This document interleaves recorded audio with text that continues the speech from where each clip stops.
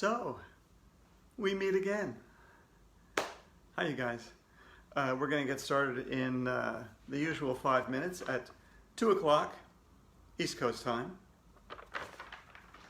Till then, I'll thank those of you who are coming into the room now. Appreciate it very much. Like Lyra is our first person that I could see on my screen anyway. Some of you might already be here. And Rashid, hi, they're here. Great to see you back. I love it when people come back. Ian and Erica, yep. And Bryce in Michigan. The Corley kids are back again. I want to say a special thanks. Hi, Sophie. Special thanks to Amit, who is here from Jerusalem, and Noah, who is here from Hawaii. I love it when people from far away come to visit. And Aiden and Connor, and Madeline in New York. The Maslowski kids, always. Jackson from Camarillo, California. Emmett in Wisconsin. Winona, I love seeing Winona's here. Samik and Tanya in Milburn, New Jersey. Jack and John. Michael and Will, Andover, Massachusetts. Garrett is in Texas. Okay, we got 100 of us here already. Aiden and Ariana. Who else? Colin and Cora are here. Great to see you. Marcus. Hi, Marcus. A toast to Annie in Kansas City. Clara, Annabelle, and Baby. Wyatt. Hi, Wyatt. Aaron in Scotch Plains. That's New Jersey, for you who don't know. Prithvi is here. Hi, Prithvi. Bennett and Billy. And Rishi and Rohan in Connecticut. We're going to get started in 3 minutes, you guys. Christina. Haley, Liliana from Paradise, California. Philip. Hi, Philip. Glad to have you back. Inesh. Hi, Inesh. And Zanna and Zahar. Ethan and Hayden are here. And Christina. The Searle Squad is back. Shukri and Amina. Mallory and Magnolia. Glad to see you. Lovely day here in the New York area. Hi, Sarah. Noah, Ella, Mia, and Alma in Brooklyn. Beaver Falls, Pennsylvania. Evan is here. And we're going to get started in about a little bit more than 2 minutes. Nicholas in Minnesota. Amy and Violet, hi. Amina and Shukri in Virginia. Nora and Eloise in New Jersey are here. Hudson and Cooper in St. Louis, and Callan in Connecticut, and your mom is in Scotland. Charlotte, Oliver in Philly. You all wash your hands. Maddie and Olivia are here. Billy Sickles, always here. Billy, thank you for joining us. Miriam, Miriam. Ginny Beth and Daniel are back, baby. Valentina and Sebastian. The Glass Gang. Alex and Zars, Bowen and Max and Nick. If you have friends, get them over here. Hi, Jim.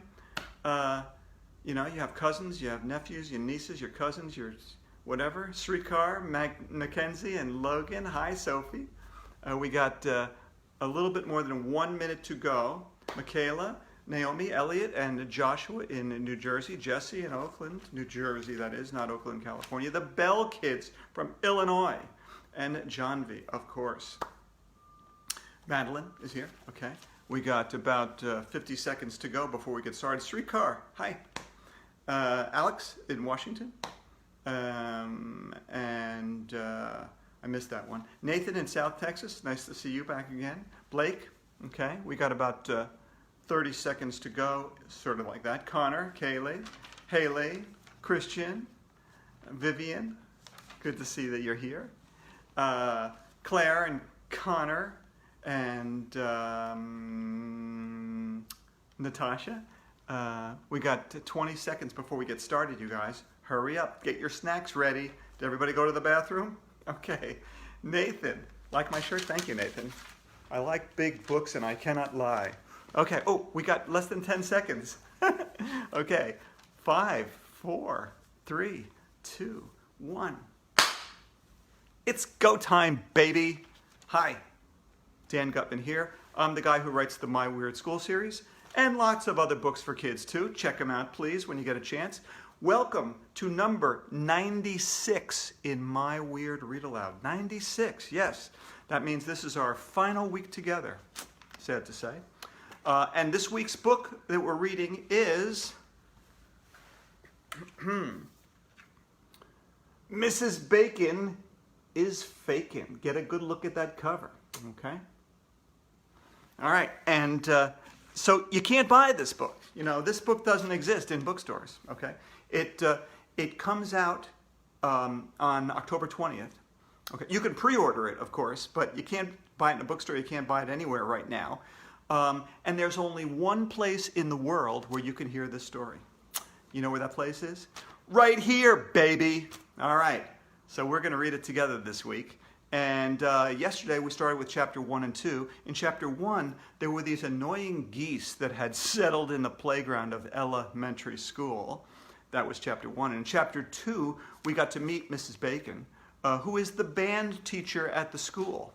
Yes, and this year, the kids are old enough, they get the opportunity to learn how to play a musical instrument. And, you know, if they're good enough, they'll get to play in the school orchestra. Calls it the Dorchestra. And so Mrs. Bacon has what she calls her petting zoo, where the kids get to try out all the different instruments to see which one they want to learn how to play. Andrea, of course, already plays like lots of instruments because she's Andrea. And Mrs. Bacon can also play them all at the same time. She's like a one-woman band. So that's where we left off. Mrs. Bacon was playing all the instruments at the same time. And that was chapter 2. So now we're going to read chapter 3. Let me call it up on my computer because that's the only place where this book is. Okay? I can't hold it on paper yet. Hasn't been printed. So, you guys ready? Gather around your big screen TV, your laptop, your tablet, your smartphone, whatever it is. Let's get started with chapter 3, which is titled Band Karate. All right, here we go. I got to scroll with my fingertips. We fooled around with the instruments for a long time. We all sounded pretty horrible, except for Andrea, of course. Mrs. Bacon told us not to get discouraged. She said it takes hard work and lots of practice to get good. She also told us our parents could rent an instrument for us and then come and see us play at a recital. Okay, it's time to the instrument, Mrs. Bacon announced. What do you want to play? Clarinet, shouted Andrea. It's the only instrument here that I don't already know how to play. Flute, shouted Emily. It will be easy to carry home from school. Trumpet, shouted Michael, because they play them in the army. I want to play French horn, said Ryan, because I like French fries. Drums, shouted Neil. Banging on stuff is fun. I want to play trombone, said Alexia, because that slide thing is cool. How about you, AJ? Asked Mrs. Bacon. Which instrument do you want to play? I don't want to play any instrument. You could have heard a pin drop. Well, that is if anybody had pins with them. But why would you bring pins to school? Everybody was staring at me. It was like the earth had stopped turning. I beg your pardon? Asked Mrs. Bacon. That's grown-up talk 4. What? Grown-ups are always begging to be pardoned. Nobody knows why. I said I don't want to play any instrument, I told her. I just like to play video games. Mrs. Bacon dropped to the floor like an elephant had just fallen on her head. Oh, she screamed. She got down on her knees in front of me. Tears were running down her cheeks. Either she's really emotional or Mrs. Bacon is faking. And here's Jim's picture of Mrs. Bacon on her knees on the floor because she's so upset that AJ doesn't want to learn how to play an instrument.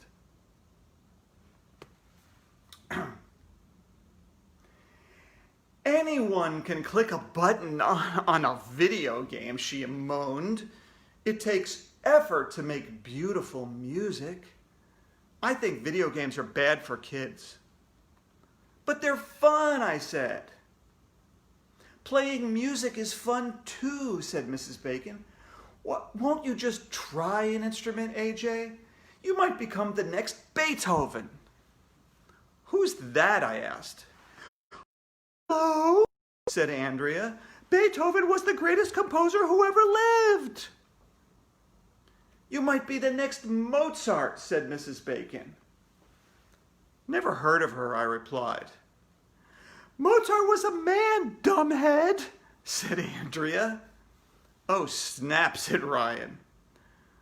What a waste it would be to have musical talent and not use it, said Mrs. Bacon. AJ, you might be the next Tchaikovsky, the next Rachmaninoff, the next Shostakovich. And here's Jim's pictures of those guys. I don't know what they look like. You're going to have to take Jim's word for it on this one.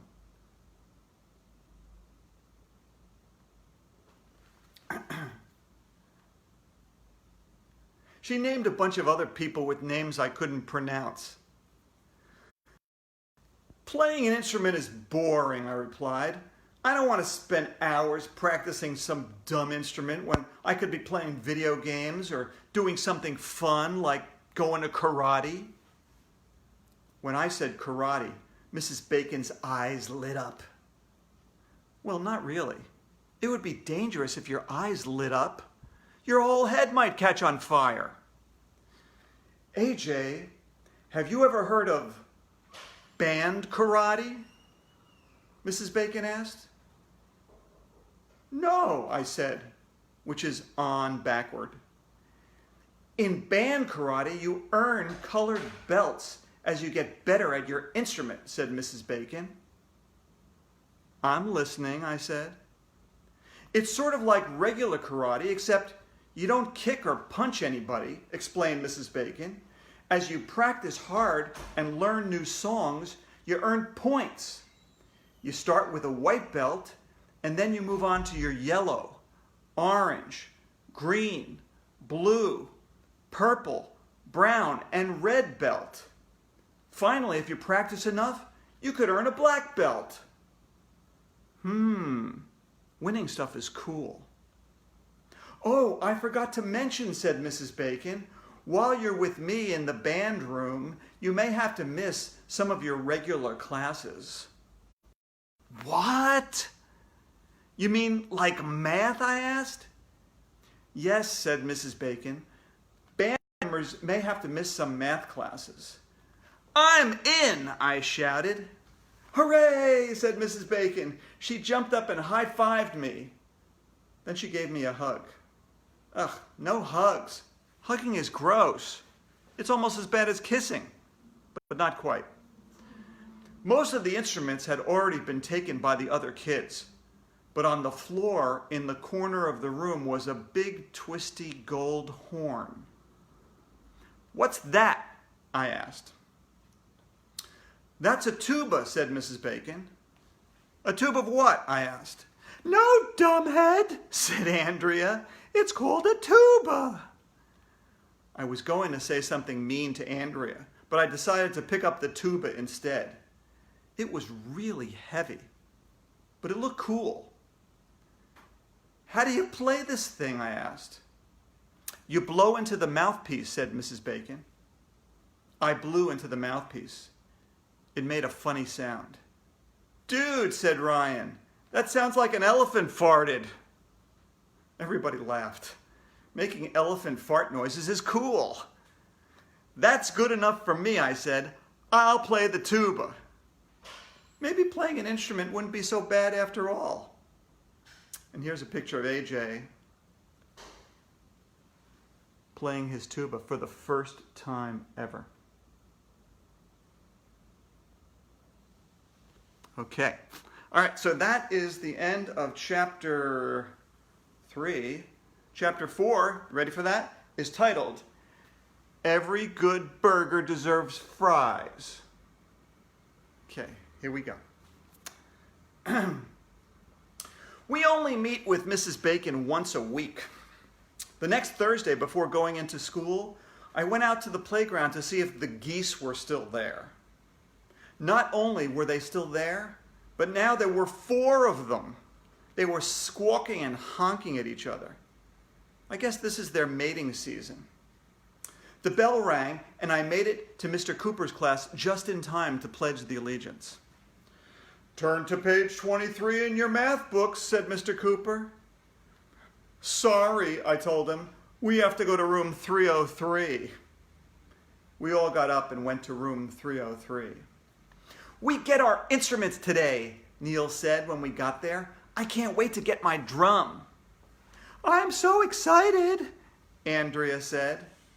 "Me too," said Emily, who's always excited when Andrea is excited. Mrs. Bacon was waiting for us at the door.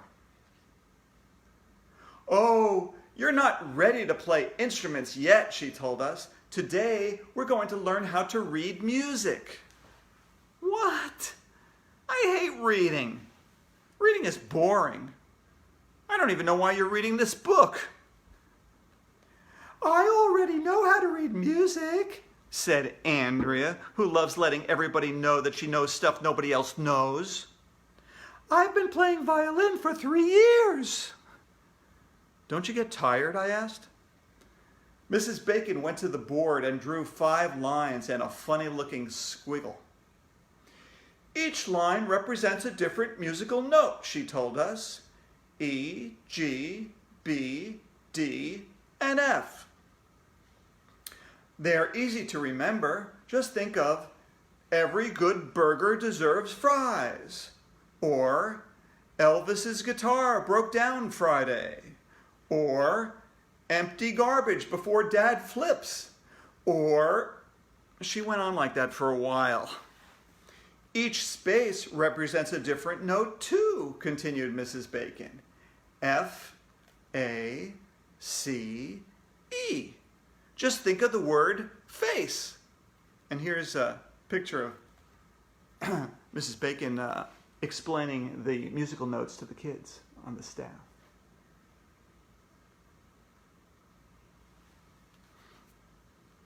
I didn't get it. One of the lines was the note F, and one of the spaces was also the note F. How can there be 2 Fs? This was starting to get confusing. Then Mrs. Bacon drew 5 more lines below the first 5 lines and another funny-looking squiggle. "Let's move down to the bass clef," she said.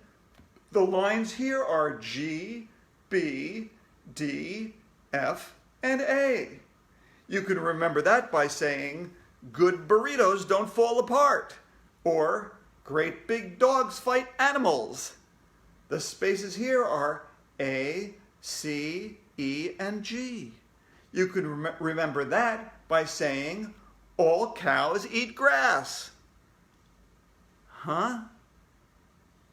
What's a clef? Playing video games is a lot easier than learning how to read music. "This is called a rest," Mrs. Bacon said, drawing a squiggly thing on the board. "It means you take a little rest between notes." "I'm not tired," I said.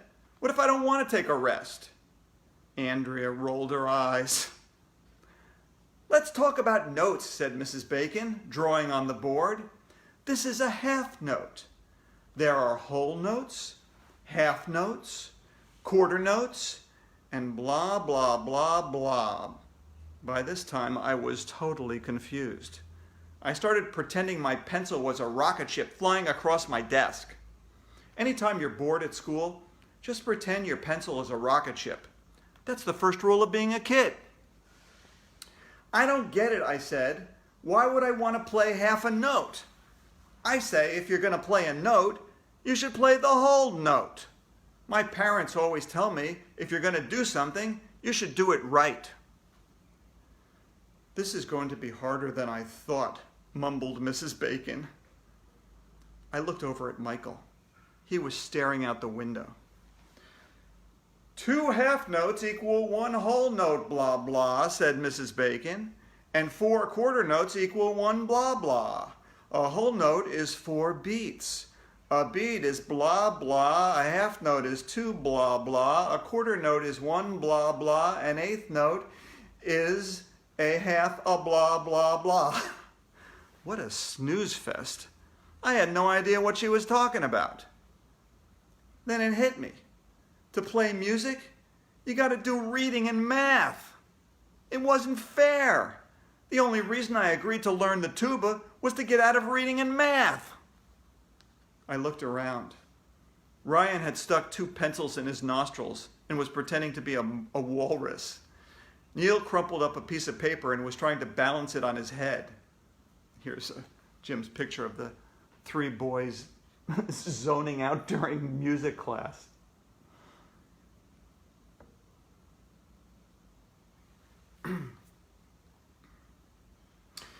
Mrs. Bacon took a tissue and wiped her forehead with it. Grown-ups are always sweating even when it's not hot. Our time is up for today, she said. I'll see you next Thursday. And that, my friends, is the end of chapter 4. Tomorrow, we're going to pick up chapter 5, which is titled The Greatest Song in the World. Ooh, I wonder what that is. But before we go, I want to mention, put on your calendars, Saturday, okay? You might have noticed that I didn't do any question of the day yesterday or question of the day today, because I want you to save up your questions for Saturday. We're going to have our goodbye party, and you can ask your questions live, and I'll answer them live on Saturday. Okay, I'll tell you more about our goodbye party tomorrow. But before we go, how about the joke of the day? You ready? I figure we should do some musical jokes of the day. So here it is. Okay. How do you make a bandstand? How do you make a bandstand? Take away their chairs. Get it? All right, you don't like that one? I got another one for you. How about this one? What is Mozart doing right now? Huh? What is Mozart doing right now?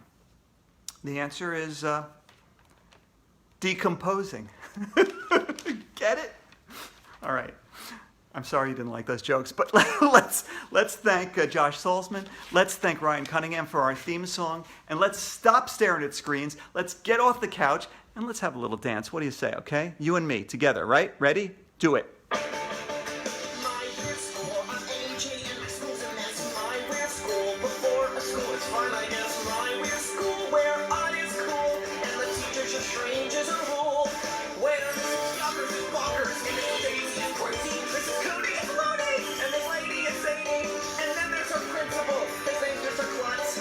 Man, oh man, is that man nuts? My weird school, a million hundred hours long. My weird school, where normal things do not belong. My weird school, where art is cool, and the teachers are strange as a rule. And my weird school, oh yeah, it's my weird school. All right, you guys, see you tomorrow, same time, same place. Until then, read like crazy and wash your hands like crazy too, okay? Bye.